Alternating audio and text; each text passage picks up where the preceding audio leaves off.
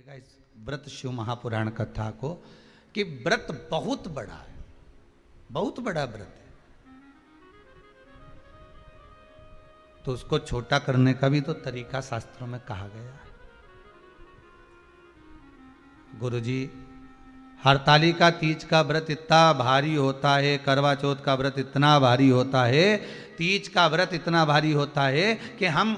कुछ भी नहीं खाते, यहां तक कि मुख में जल भी आता है ना तो उसको भी हम निगल नहीं सकते।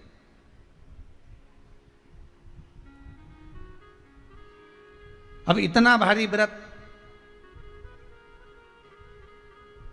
और शास्त्र कहता है कि हरतालिका तीज का उद्यापन तो पहले होता ही नहीं, एकादशी का तो हो जाता है। और यहां तो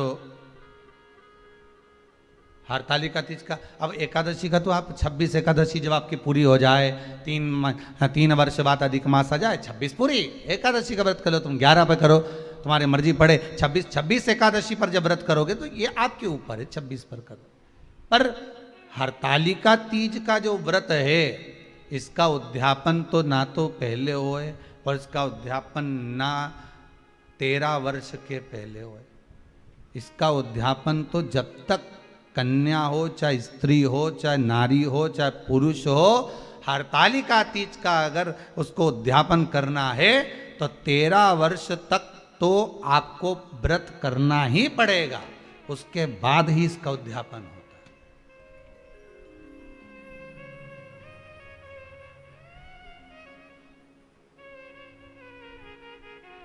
नहीं तो कहीं कहीं की माताएं तो बड़ी होशियार सोच के बैठी थी कि अब की साल उद्यापन कर, तो 13 वर्ष अगर आपके हो गए व्रत करते करते हरतालिका तीज का, हरतालिका तीज जानते हो ना,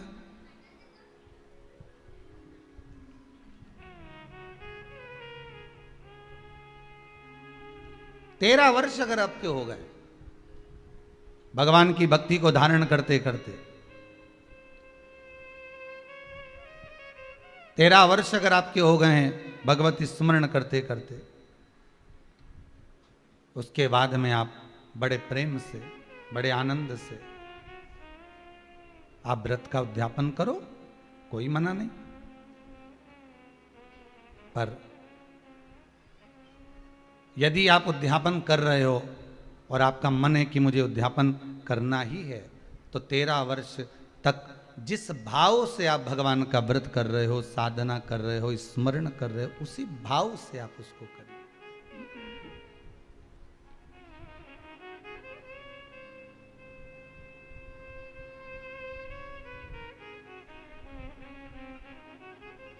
गणेश चतुर्थी के एक दिन पहले आ जाती है, सहज भाषा में समझ लो तीज को, हस्त नक्षत्र तृतीया, उसमें सबसे ज्यादा जरूरी है हरतालिका तीज का पूजन अगर आप कर रहे हो, और हरतालिका तीज का अगर आप स्मरण कर रहे हो तो उसमें सबसे ज्यादा अगर कोई जरूरी है तो शंकर भगवान जहां विराजमान होते हैं उनके ऊपर उनकी 5 कन्याओं का होना जरूरी है, मतलब ऊपर फुलेरा बंधना जरूरी। फुलेरा का मतलब जानते हो, एक जैसे शंकर भगवान नीचे विराजमान है और ऊपर जो जलाधारी बनती है ना, तो जलाधारी की जगह पर शंकर भगवान की हरतालिका तीज के दिन जब नारियां पूजन करती हैं, माताएं पूजन करती हैं, कन्याएं पूजन करती हैं, तो उस पर जलाधारी की जगह फुलेरा बनता है, मतलब फूल की मालाएं उसमें लटका दी जाती है। अब कितनी माला लटकाना चाहिए, प्रयास करना चाहिए कम से कम 5 माला उसमें होना जरूरी है, और 5 से ज्यादा भी लटकाओगे चलेगा, पर 5 से कम नहीं होना चाहिए फुलेरा। 5 कौन कौन है ये, जया, विषहरा, सामरीवारी, दौतली, देव, शंकर भगवान की 5 बेटी है। इससे अधिक अगर आप लटका रहे हो तो शंकर भगवान की और भी बेटियों का व्याख्यान है, मनसा है, अशोक सुंदरी है, ये शंकर भगवान की पुत्रियां, नर्मदा जी का स्मरण आ जाता है, नर्मदा है, तो ऐसा